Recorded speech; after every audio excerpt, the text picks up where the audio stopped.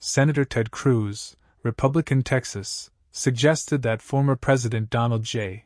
Trump is in for a tough time in court against the Obama-appointed D.C. judge who was picked to preside over his trial on charges brought by the Biden Justice Department.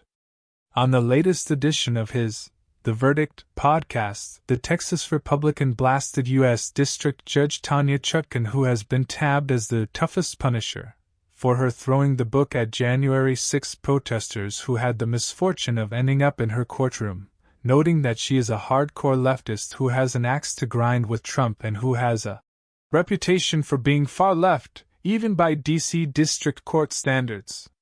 So in terms of the judge, we can anticipate a judge who is going to be relentlessly hostile to Donald Trump, who is going to bend over backwards for the Biden Department of Justice, and who is going to make ruling after ruling after ruling against Trump. He said. They are not Donald Trump supporters, he said of the jury pool. The likelihood that a D.C. jury will vote to convict Donald Trump is exceptionally high, and the facts don't matter. The laws don't matter.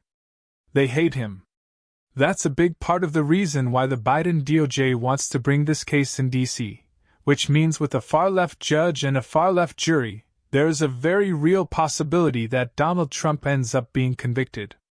And what is dangerous about this particular indictment with a judge and a jury that are likely to be stacked against Donald Trump, and in fact, loathe Donald Trump, that is a very dangerous scenario that is, I think, exceptionally bad, Cruz added.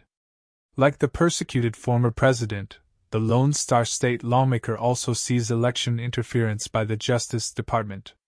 Look, it is not subtle and it's not complicated. This is straight-out election interference by the Biden Department of Justice.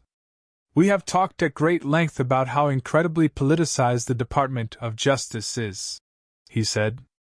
Every time there's a bad development on evidence of corruption or criminal misconduct by Hunter Biden or in particular Joe Biden, the next day you see the Department of Justice try to change the narrative, try to break news. Referring to the highly suspect timing of the Trump indictment announcements. I am not surprised at all that this indictment came down yesterday. Why is that? Cruz asked. Because they desperately wanted to drive off of the news, Devin Archer's testimony.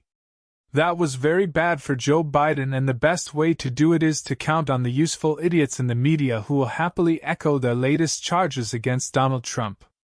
We are looking right now at 3 different indictments of Donald Trump, 1 state and 2 federal, and in all likelihood, we'll see a 4th indictment of Donald Trump in Atlanta from another state prosecutor. He continued. This one was supposed to be the big enchilada. This is the one that Democrats and the corporate media have been salivating for. This was finally gonna get him. They are Captain Ahab and he is their Moby Dick, and they want to get Donald Trump.